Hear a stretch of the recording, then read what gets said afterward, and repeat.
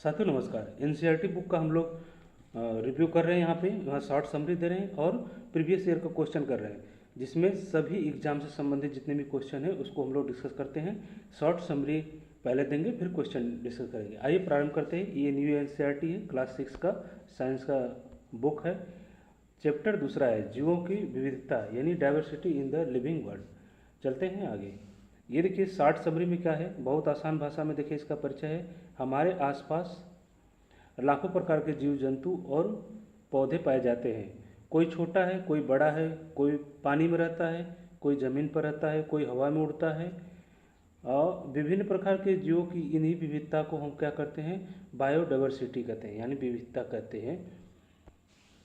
सभी जीव एक जैसे नहीं होते, इसलिए वैज्ञानिकों ने उन्हें उनकी समानता के आधार पर कुछ अलग अलग समूहों में बांटते हैं। इसी को क्लासिफिकेशन या वर्गीकरण कहते हैं। ये सब देखिए क्वेश्चन में आएगा, तो ध्यान से देखिएगा। बायोडाइवर्सिटी क्या है, उनके रहने का, छोटा बड़ा, पानी में रह रहे हैं, जल में रह रहे हैं, उभयचर हैं यानी पानी और जल दोनों पर है।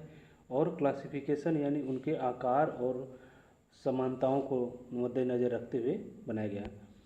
आगे है पौधों का वर्गीकरण। देखिए पौधों का वर्गीकरण जड़ों के आधार पर। देखिए मुख्य जड़ यानी मुख्य जड़, ये मुख्य जड़ हो गया मेन। और तो इसमें एक मोटा जड़ होता है और उसमें से ये छोटे छोटे छोटे छोटे अन्य जड़ निकलते हैं रेशेदार। तो जड़ों के आधार पर पौधों का वर्गीकरण जो है, एक मुख्य जड़ हो गया और दूसरा रेशेदार जड़ हो गया। फसलें देखिए, फसलें दो प्रकार के होते हैं। एक खरीफ की फसल होती है, उसका उदाहरण है धान, मक्का, बाजरा। दूसरा रबी की यानी चना, मटर और गेहूँ। अभी देखिए जुलाई से लेके सितंबर वगैरह इधर जितना ठंड पड़ने लगता है जब, तब तक के जितने भी फसल हैं वो क्या हो जाते हैं, खरीफ की फसल होती है। और उसके बाद जनवरी से लेके फिर मार्च अप्रैल तक गिरने आ जाते हैं फसल, ये रबी की फसल होती है। दलहन तिलहन जो इतना भी है। आगे देखिए देखिए मुख्य, अभी जड़ों के बारे में बात कर रहे थे, तो ये मुख्य जड़ है। और रेशेदार जड़ इस तरह से मुख्य जड़ से बाहर इस तरह निकला रहता है। आगे चलते हैं। पत्तियों का वर्गीकरण। पत्तियों का वर्गीकरण में देखते हैं।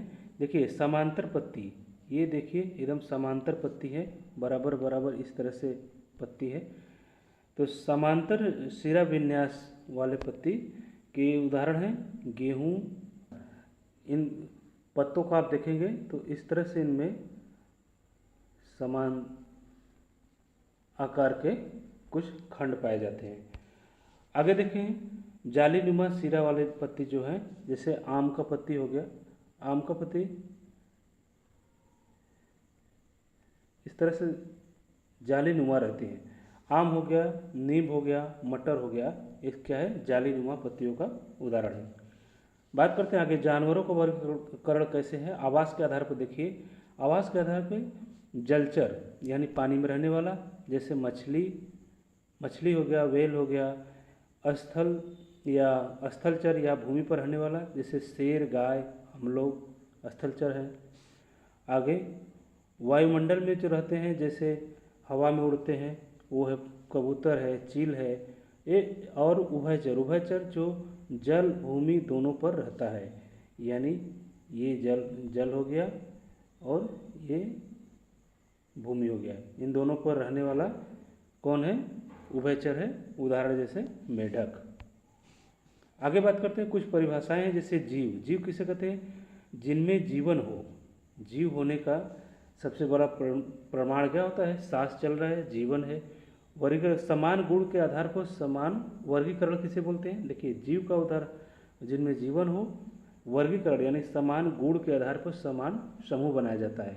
जैसे मेढक है, उभयचर में है, तो मेढक पानी में भी रहेगा और जमीन पर रहेगा। बत्तख भी हो गया, बत्तख भी जमीन पर रहता है, पानी में भी रह लेता है। उसी तरह आगे आवास का क्या उदाहरण है। आवास का परिभाषा देख लीजिए, हैबिटेट का, जहाँ कोई जीव रहता हो। जिस जगह, जैसे तालाब है, तालाब में मछली है और ढेर सारे जीव हैं, तो क्या जहाँ पर रहते हैं उनको उनका आवास या हैबिटेट कहते हैं। जैव विविधता किसे कहते हैं?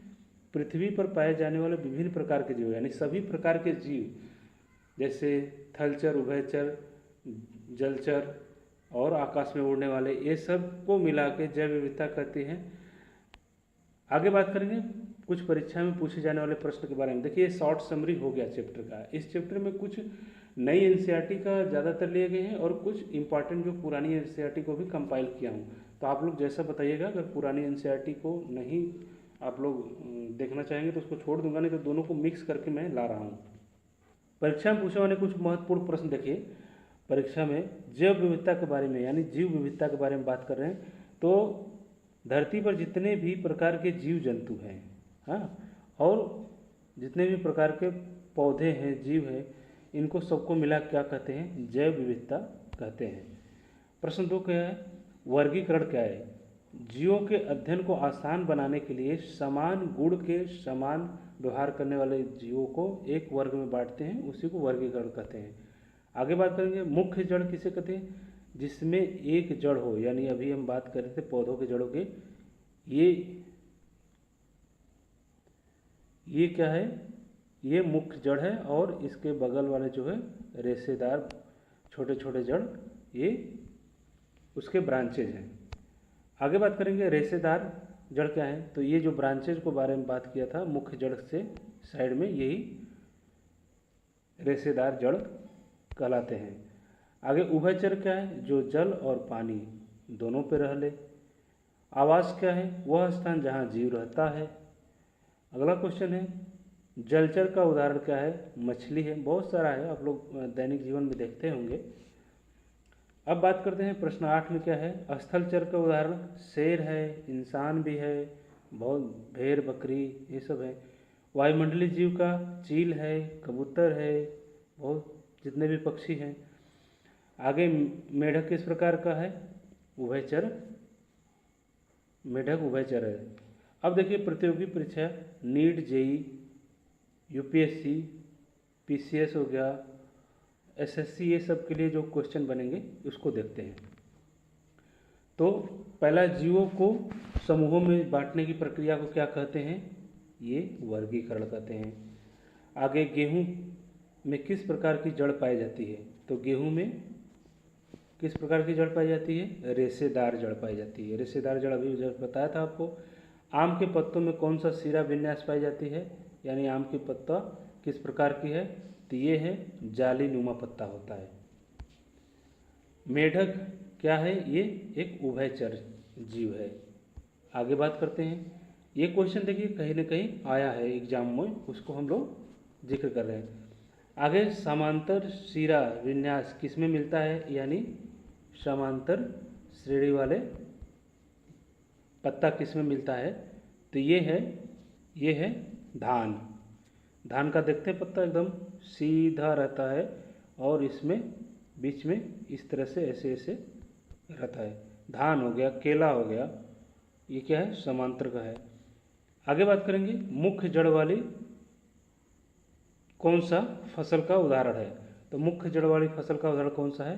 देखिए सरसों का पौधा जो है उसका जड़ बहुत अंदर तक रहता है थोड़ा, और ऐसे मोटा सा रहता है, फिर थोड़ा थोड़ा हल्का हल्का साइड में रेशेदार जड़ रहते हैं।